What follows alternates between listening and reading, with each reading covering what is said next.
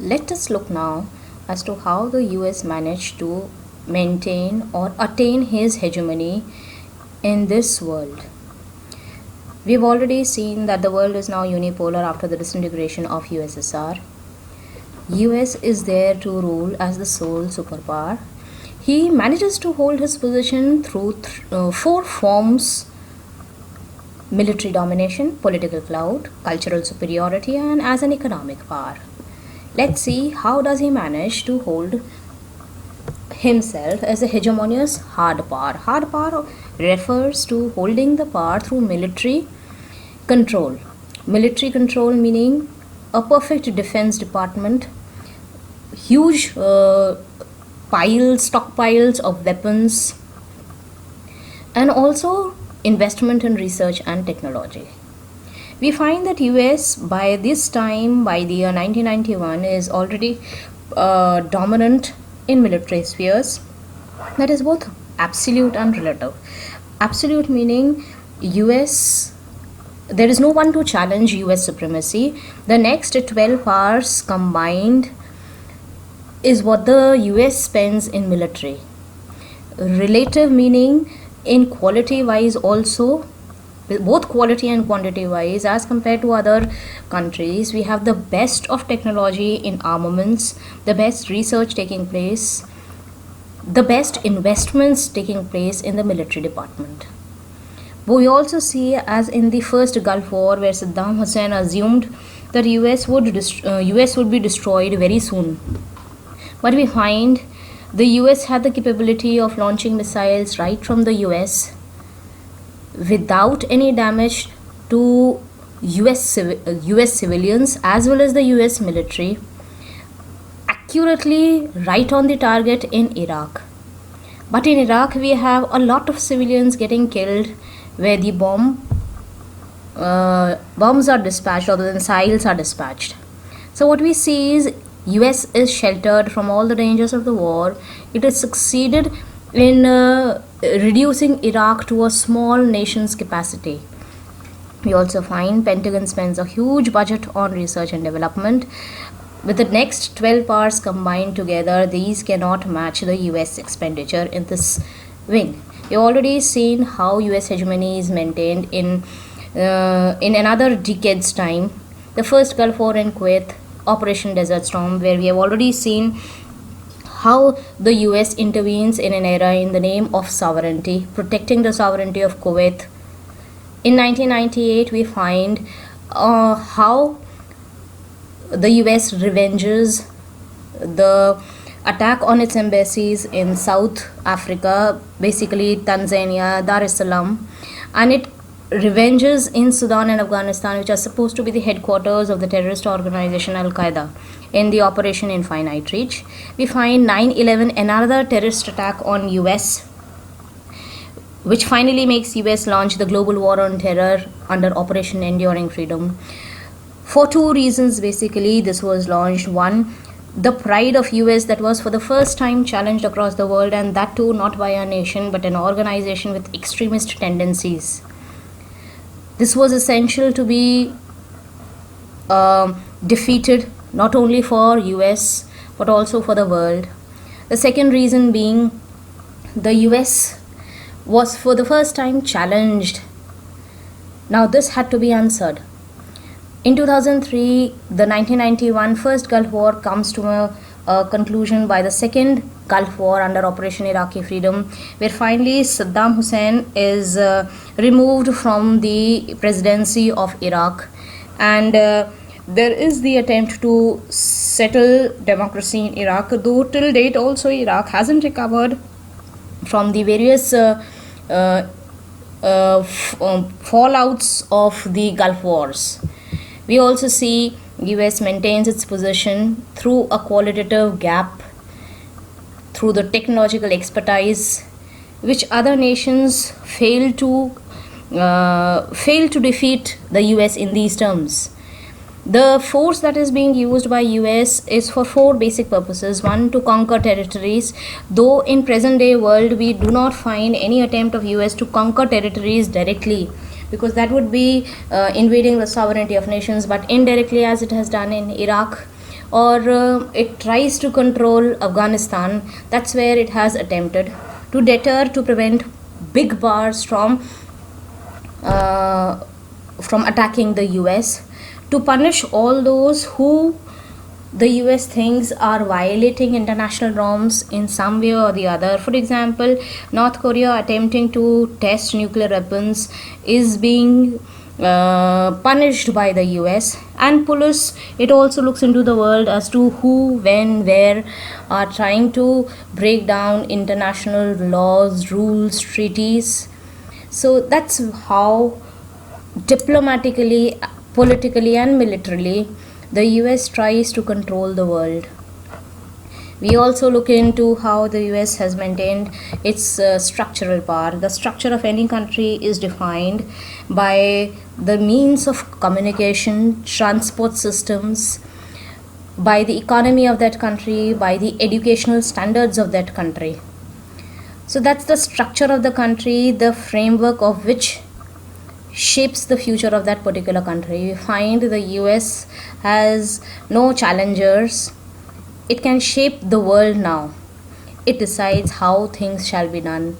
This it manages through providing the world with those public goods. It tries to ensure everyone fresh air. There are road and sea links. It manages to travel across all the 7 oceans without being deterred by anyone. It has established sea lanes of communication across the world. The most important factor since the 1990s that has made the US dominant are the internet, or the communication principle that has connected the world, or made the US more of a CID agent that controls the world through the internet capacity, through the space technology that it has, through satellites, etc.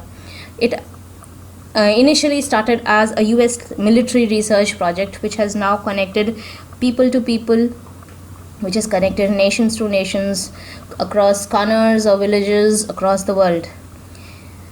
The US also manages to control the economy, one, through its own trade. These are spread worldwide and accounts for nearly 15% of the world trade alone. It has shaped the Bretton Woods system, the IMF and the World Bank. It also sets down rules in these institutions because they are its creations. Thereby it manages to decide what are the new rules of world trade, who should the world trade with, against whom shall sanctions be imposed, how is somebody to be deterred from trading the way it wants. Hence it controls the economy of the world. Academically, MBA, the degree started way back in the US in 1881. It came down to the rest of the world in around 1950s. Thereby we say not only in the military department but in the educational department also the US leads by way of an example of academic merit. The US is also a soft power meaning it controls the world through its culture, through its way of life, through its eating habits, through its value systems, through its life, through its living capacities and manners. The essential factors of a soft power are its admirable values, the level of prosperity that the society at large has, the openness of society, and the willingness to accommodate all.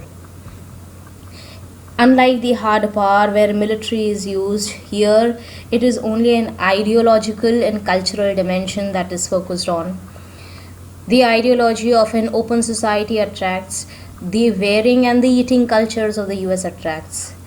And through this it is able to manufacture consent or agreement by all nations across the world. It persuades rather than use coercion or force. It shapes the behavior of newly developed countries or competing powers. The dress, the food habits, the university culture are all included in the US as a soft power. Thus, if we integrate all these, it's the communication lines, it's the trade, it's the internet, it's the navy, it's the academic excellence, it's the economic institutions that shape the US. Can anybody stop US? Yes, there are internal constraints that shall help to control the US hegemony.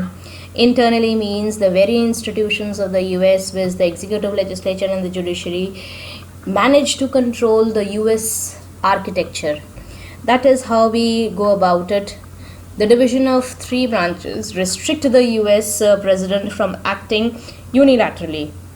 It might be able to declare a war in any other country by his presidential capacities, but to continue that war, it needs an amount, a budget that has to be sanctioned by the parliament of that country. That is how the executive is being controlled and restrained by the parliament of that very country. The judiciary also intervenes as and when required, and it has done so in the past wars that have taken place between the US and the other nations. The second factor being the domestic nature of the US, that meaning the people are active participants in the democracy prevailing in America. The people at large avoided or prevented the US from continuing the war in Vietnam that had already lasted for almost 20 years. The people were skeptical as to whether the US people would win. They wanted their own family members who had been continuing their war in Vietnam to come back. It had been a long time, and for that matter, US had to withdraw. Over a period of time, we see the people have been pressurizing for US withdrawals from Iraq as well as withdrawals from Afghanistan. Let's see how soon does this happen. NATO, when we enter into an institution or a group or an organization, it is imperative that all of the participants join with each other in every manner. Though US might be dominant among the NATO forces, nevertheless they happen to influence the US foreign policy to a large extent. It is also necessary for the US to maintain an alliance for the trade taking place between these countries, for the on and off sending of military by these nations for the US, for the maintenance of a supremacy through that alliance or a group. In return, America has to accept sometimes what the NATO says. The other aspect of this entire process is how can we overcome US hegemony? As a small nation, or as a nation besides the US and its NATO forces, are there strategies for the underdeveloped countries or the developing countries to overcome US hegemony? Yes, there are, because there is no international government that shall prevent US from acting the way it wants to. So the best option is one, to have a bandwagon strategy. It's almost like the halo effect. If the US is in the center of a big and surrounded by all small nations who cannot challenge US supremacy, they can best do is to align with it. How do we align? We align it economically or at various regional meetings that take place, or by investments. By this, the small nations would be able to take advantage of the US, its technology, its market, its capacities, and in return, because we are already allied for some reasons with the US will definitely not attack us. It shall always act as a protector in case some other country tries to attack us. So it's almost like a bandwagon that takes place. I am associated with you, and hence we will care for each other. The other policy is hide and non-indulgence. Just in case I might be one of those countries who hate US from the bottom of my heart, but I do not dare to fight. So I might as well stay afar from such a power. Why to unduly antagonize the US? Remain silent, keep aloof. That is one idea. If I don't bother, I don't bother about this hegemony as well. Then there are non-state actors. Non-state actors meaning those actors or those institutes who are not nations. For example, the non-governmental organizations. For example, the media, which on and off criticizes when the US is wrong. The intellectuals, the artists, the writers, who across the world are linked with each other courtesy internet, and we are able to attack the US, its economic rules, regulations, its military acts, its irresponsiveness. Like, for example, very recently, when the US decides that it would not invest more money in the WHO in this time of crisis, the COVID crisis, the world denounces the US act. So on and off, there has to be some difference that would make to the US hegemonious attitude. The global nature of the world, when the world is globalized, we need each other, you need me, I need you. There has to be a wave of tolerance on the part of both the big powers and the small powers. That meaning somewhere I can control the US hegemony. What we also need to understand is that Indo-US relationships have been from times immemorial altered themselves. Like, for example, when India got independent, it chose not to join in the Cold War politics that had already begun after the Second World War. It decided not to join neither the US nor the USSR, because then it would be bound by the very country, very group it would join. It did not want a new form of colonialism by that means. Over a period of time, Nehru gave the world a third option, that of the non-aligned movement. The third option was not acceptable to the US, when it thought it would be able to reign supreme by the number of nations that would join. Now what actually happened was roughly a little more than 50 nations in a small period of time decided to join neither US nor USSR, but instead formed a new group. This new group was called the NAM, which became almost like an economic pressure group in a period of time. Please understand, soon after the Cold War, we will find that not military but economy would dictate. At that point of time, today we see NAM definitely acts as an economic pressure group that keeps demanding on behalf of the developing world or the underdeveloped world. More so, since 1991, we have seen India has opened up its economy. That meaning we have moved on to privatization and liberalization. That has also been a factor in changing the relationship between the Indian Prime Minister and the US President. We might as well see the US gets a market for all the products it has made in India. India is a land of over 1 billion population. Plus, a number of educated Indians get a job across US with a higher pay scale and a better environment, as people say. So what we need to say is the technological dimension attracts India and the US. Then also we also find a large number of PIOs are now US residents. These residents are over a few lakhs now in the US. They are essential during the election campaigns that take place in the US. This Indian diaspora, as we had just seen in the Howdy Modi episode that took place when our Prime Minister visited the US, is an example of why we need each other from the political angle as well. 65% of India exports in the software, 65% of India's exports are seen in the US. 35% of the technical staff of Boeing is of Indian origin, and likewise the software company, the Silicon Valley, has 3 lakh Indians working there. So there is a change in scenario, there is a change in the relationship between the India and the US. There are various viewpoints on the Indo-US relationships. Some believe we need to follow a policy of aloofness, but that is impossible in this globalized world, integrated world. Though India gradually and definitely has shown a tendency towards having its own image, not only as a big power but also a more responsible power. So aloofness is not the right word, though we might say we have become an increasingly comprehensive power acceptable to almost all the nations across the world. We also need to see that we are already on a policy of closeness with the US. Mutual convergence is the best option that we see. Over a period of time, anti-US stand is now an old regime. Nations need each other, even bitter enemies, so-called bitter enemies, Indo-China issues that have recently cropped up, specifically after Doklam, have not stopped India and China from trading with each other.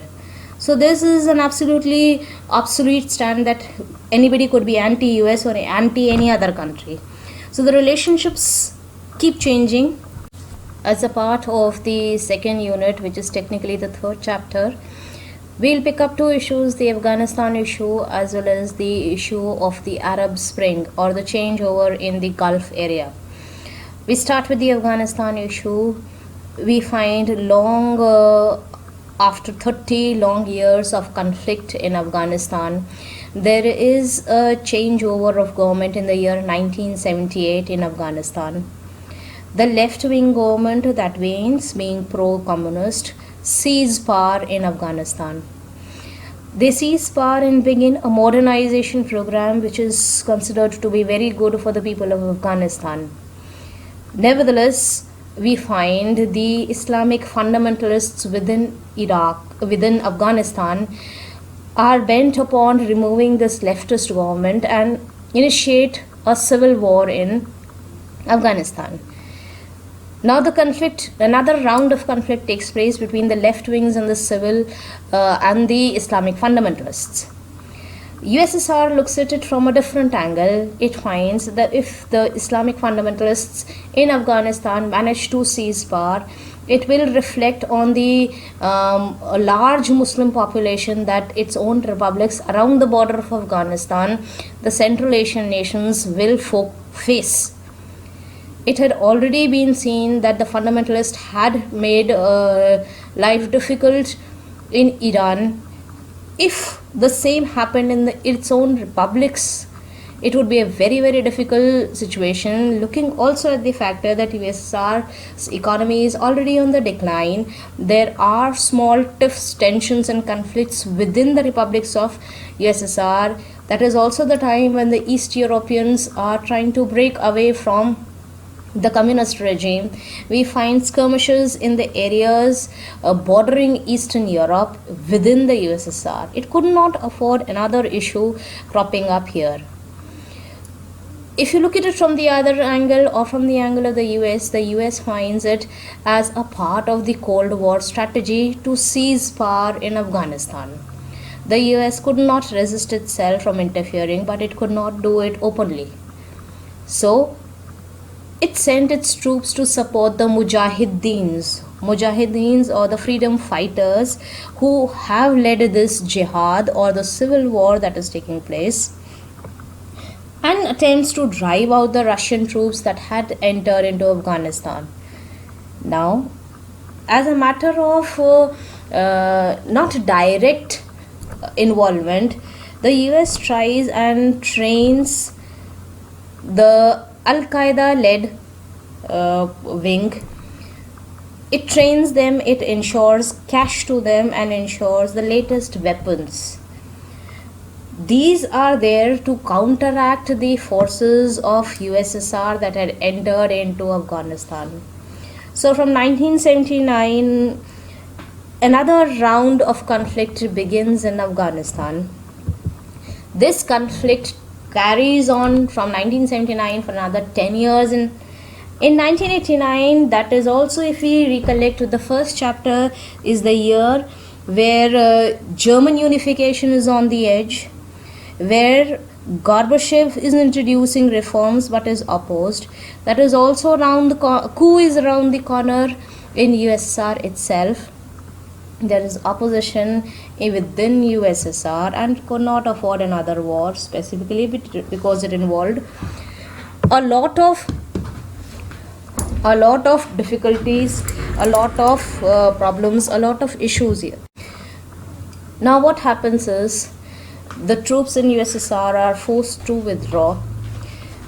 That meaning within Afghanistan, the support to the leftist government that was formed in 1978 is now no longer there.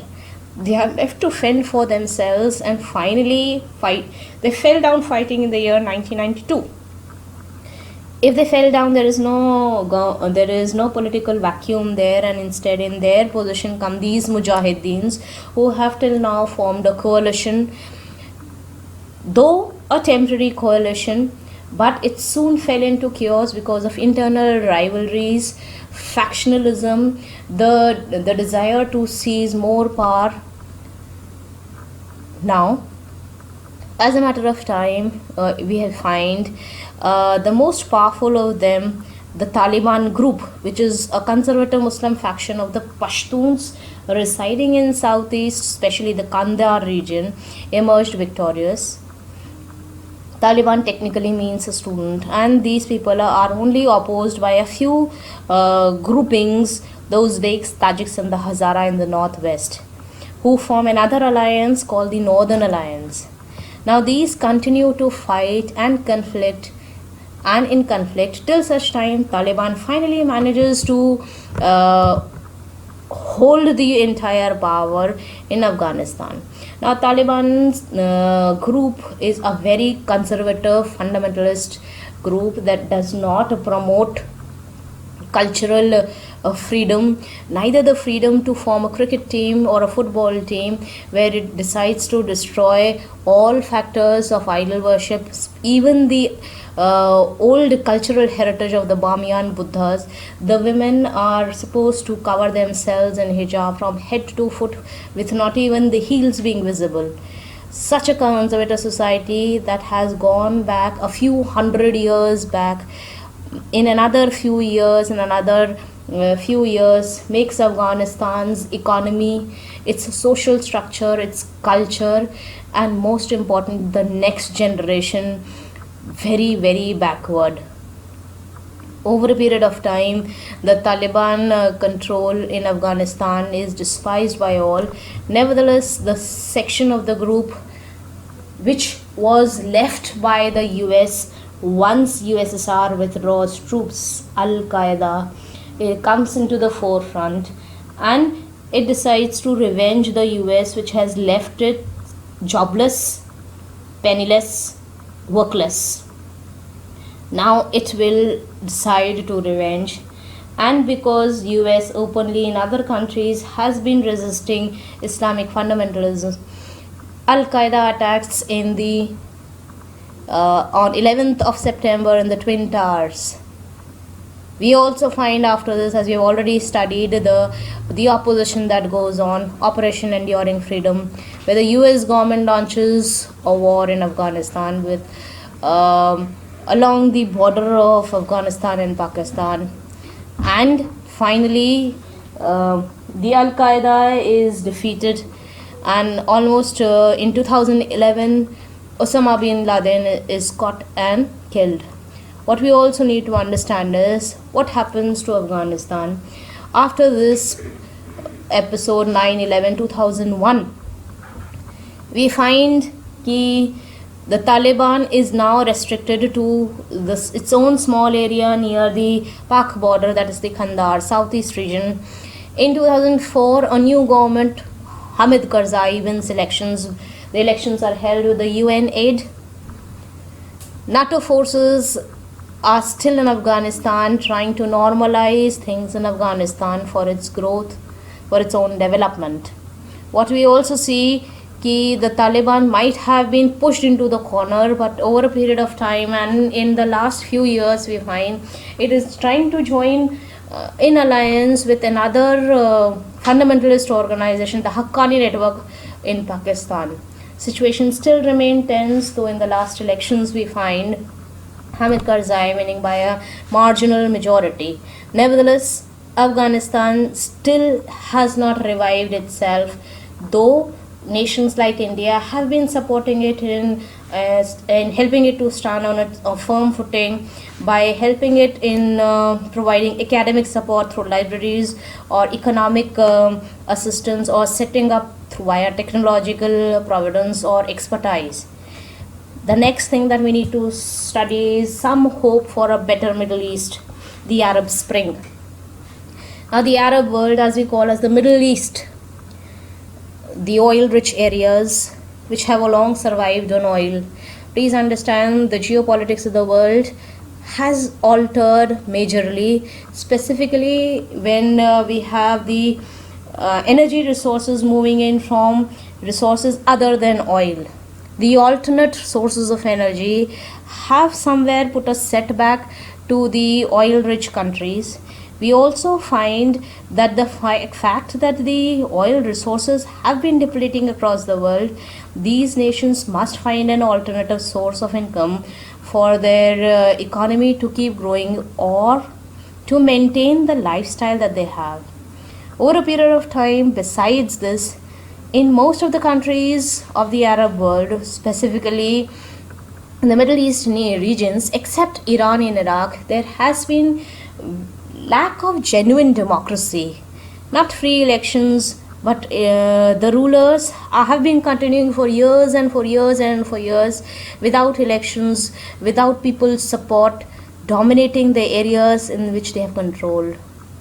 Dictators and absolute monarchs have ruled the area for years, as long as 40. This has left with nothing but corruption, concentration of wealth in few hands, and human rights violation as well. As the world grows technically sound, interconnected, globalized, the fact that the younger generation is getting educated, uninformed, there is a starting of protest. There is the starting of protest to have better jobs, better lifestyle, better opportunities, and to help reduce the gap between the rich and the poor that has been continuing for years now. The few groups, the few rulers or the elite groups or their own relatives, their own kin are those that control the wealth. There is nothing for the rest of the population. So, using the internet, another globalized phenomenon, using social networking, they've organized strikes and demonstrations. Now, what happens is there have been civil wars which has led to high food prices since 2010, more hardships. Nevertheless, the protests continue. Besides in these areas where we find, like, look into Tunisia, where we find for 23 years Zine El Abidine ruled, but after 23 years he had to flee to Saudi. In Egypt, in February 2011, we find Hosni Mubarak, after 30 years, was forced to resign. In Algeria, we find civil liberties being given after protests and civil wars. An emergency ended after 19 years. In Jordan, King Abdullah, in the name of reforms or just a show off, he sacked 2 prime ministers. Let's see if reforms will happen in Jordan. In Sudan, which has currently been the zone of conflicts because of Omar al-Bashir, promised not to stand for re-elections in 2015. There is a change, but is it for the better? In Yemen, President Ali Abdullah Saleh, after demonstrations, he resigned and has taken shelter in Saudi. In Saudi himself, King Abdullah has promised reforms. In Bahrain, King Hamad promised reforms. Violent protests have been started by majority Shia against the ruling Sunnis. Libya and Syria have been facing the brunt of the most attacks since the past 5 to 7 years, courtesy the IS. Colonel Muammar Gaddafi, after 42 years of rule, was captured and killed by revolutionaries. In Syria, President Bashar al-Assad, the Ba'athist regime since 1963, the uprisings have taken place, but the revolt continues. Where is the spring then? The spring actually started in Tunisia. The Arab spring took its rule, where the struggle started against corruption, against the rich-poor gap, against unemployment, against poverty. This has been because of two major factors, because of growing education and growing globalization of the world. The people have turned against the political rulers, and they have been demanding the removal of these autocratic dictatorships. From Tunisia, it will now spread to the rest of West Asia. We have already seen how Hosni Mubarak, who had been ruling Egypt since 1979, had to move out. In addition, we find the influence of Arab Spring seen in Yemen, Bahrain, Libya, Syria. There has been change, there has been awakening. Let's hope for a brighter and a better future. This is chapter 3, the unipolar world, where we'll study about US hegemony, followed by the Middle East crisis, the Gulf War, and the War of Afghanistan. We'll move on to a more hopeful 21st century where the Arab Springs and democracy prevails in these areas. Let us follow up from the end of the chapter 2, where we'll find the world has now lost the balancer of power in the form of USSR. USSR itself has shifted from communism to democracy, where we say US has emerged as the only sole superpower, which is full of confidence, which is proud of its superiority in its way of life, institutions, its economy, its military might. But on the better side, we find it would possibly ensure more peace and prosperity, more democracy in the world. It would act as a policeman against the rogue states with Iraq, Iran, Libya. We could also see from a different angle where small nations who do not agree to a unipolar world and insist that the world is more multipolar in nature. On the third side, we have another group of extremists who believe that the US hegemony must be curtailed, and that could be possible only through the use of arms. This process takes the prominence of terrorism across the world, which will culminate in a huge manner in the 9/11 incident of 2001. Let's call it a unipolar world. That's the image that some of the world has created. US as a big fish eating the small fish of the world. Nevertheless, let's hope for a new world order where the old world supplants, well, the old world is replaced by a new world order. The new world order is first displayed, or the hegemony is first displayed in the US invasion of Iraq. Let's look into the angle as to why was this happening. The late 80s saw the world into an Iran-Iraq conflict. The Iran-Iraq conflict had led to a depleted Iraqi economy. In the meanwhile, Kuwait and Saudi Arabia had started producing more oil. More oil meant a reduction in the oil prices. This region relies solely in its oil capacity and hence the earnings also. Kuwait refused to reduce arms when Iraq asked, and that was the point of skirmish between Iraq and Kuwait. Over a period of time, Iraq accuses Kuwait of drilling into its oil wells, and finally it attacks Kuwait. On the border, Kuwait, on the border Kuwait lies, on the border of Iraq lies Kuwait. Now here is where the point of conflict arises. US sees it as an attack on the sovereignty of an independent nation.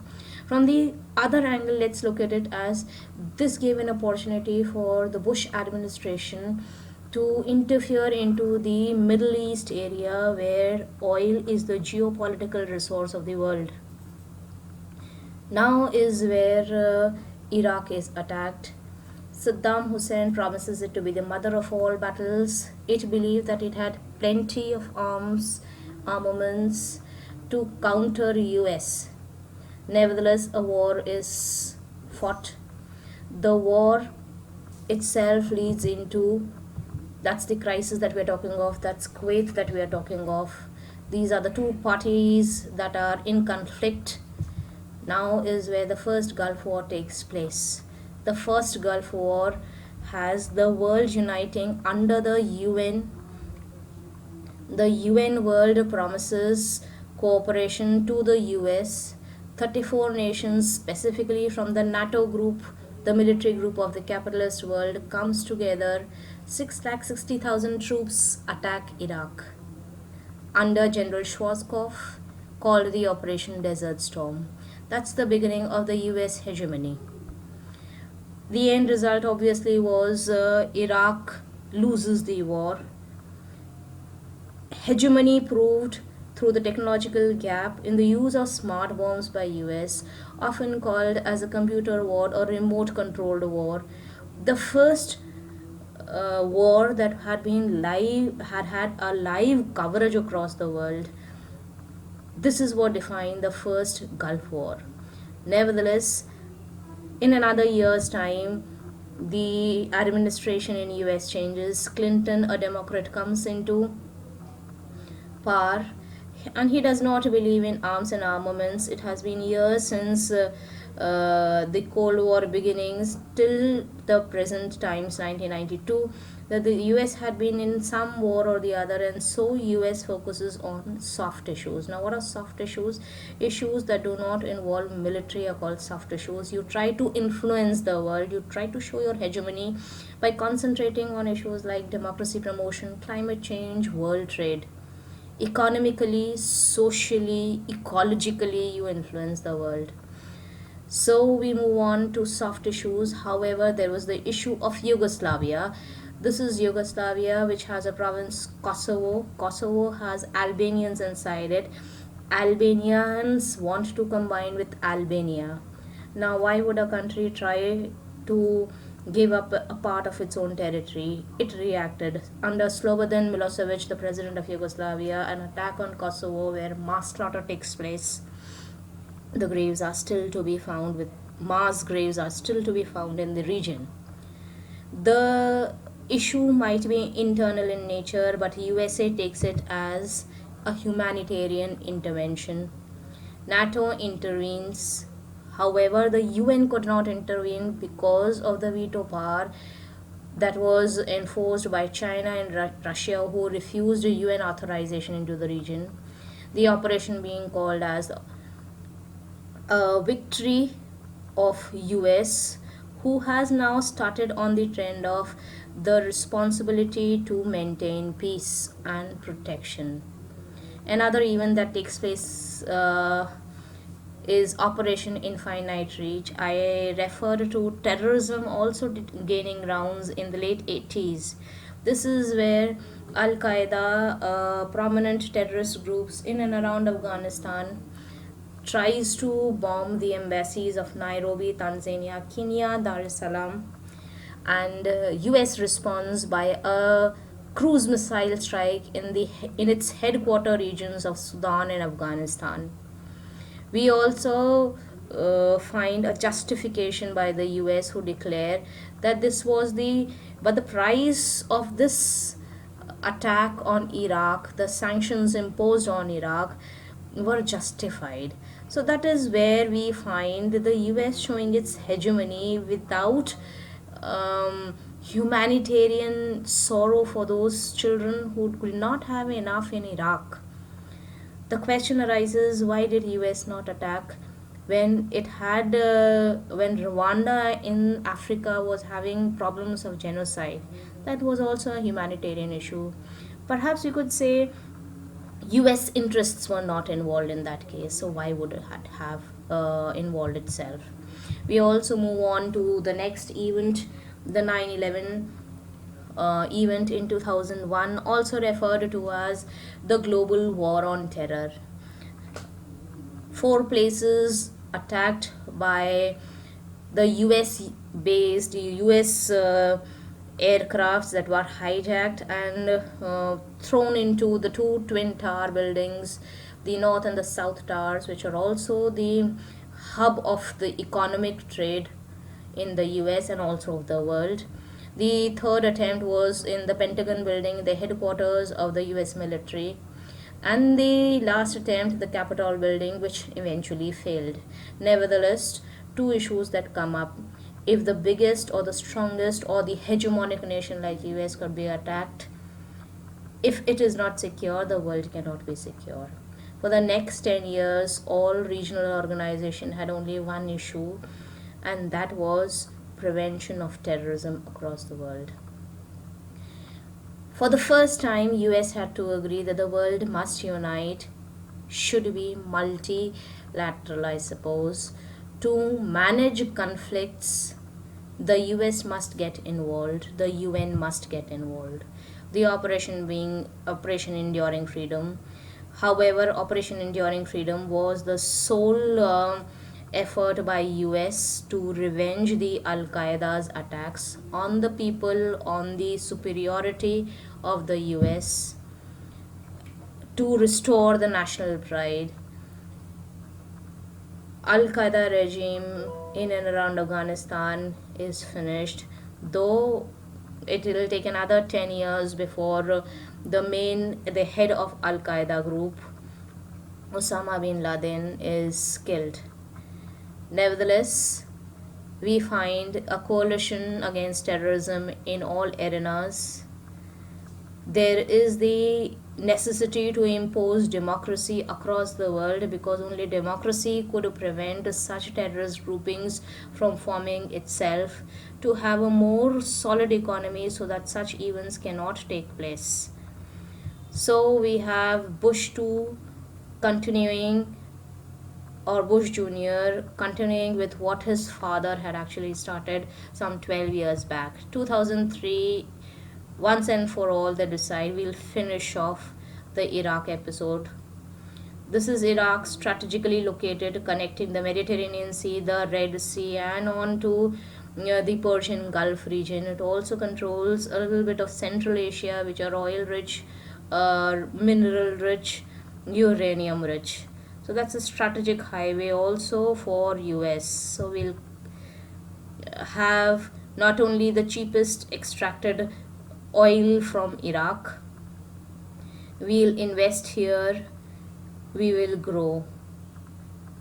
The oil extracted here is cheaper as compared to that of the US. So you might say anything, it's oil, oil, oil.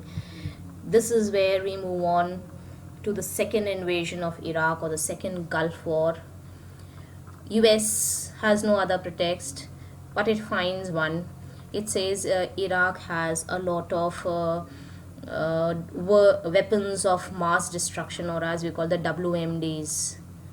On this pretext, it decides to attack Iraq. However, the UN intervenes and it says, let's check out. It sends in a team, weapons inspector under Hans Blix, and he enters Iraq, searches for everything, but finds not an iota of WMDs as claimed by the US. The UN does not permit US to attack Iraq. Nevertheless, hegemony again. It decides to enter individually with the help of NATO forces. From among the NATO forces, two major nations refuse. Germany and France do not want to enter into a war. However, finally, under Operation Iraqi Freedom, Iraq is defeated, the oil fields are occupied, and a US attempt to establish a US friendly regime takes place there. 50,000 Iraqi civilians are killed, and over 3,000 US military personnel are dead under the Operation Shock and Awe, the fall of Saddam Hussein. For the next few years, we see for some pretext or the other, US will continue to interfere in the world under the issue of responsibility to protect, R2P. Either the people, the citizens of any other country, or under human rights intervention, for one reason or the other, US will interfere. We'll find the same in 2008 and 9, when Israel will turn away, when Israel will attack Gaza, and USA will not comment. In 2011, when USA will again feel like interfering in the region of Middle East with attack on Libya and Syria. So what we mean to say is, while the US will continue to throw up its hegemony on for some form or the other, there are nations or regional organizations that will oppose, like the BRICS nations, or such regional groupings like the ASEAN, who will keep opposing what actually is happening. The balance of power logic will slightly change now. US versus a multipolar world. Let's see who balances whom. What we also need to understand is the world does not have a world government or a centralized government that will protect and secure the world. So every nation must necessarily secure itself, upgrade itself, become powerful, and at the same time oppose the US becoming powerful under all circumstances. We also will cover up in the next turn how does US show its hegemony.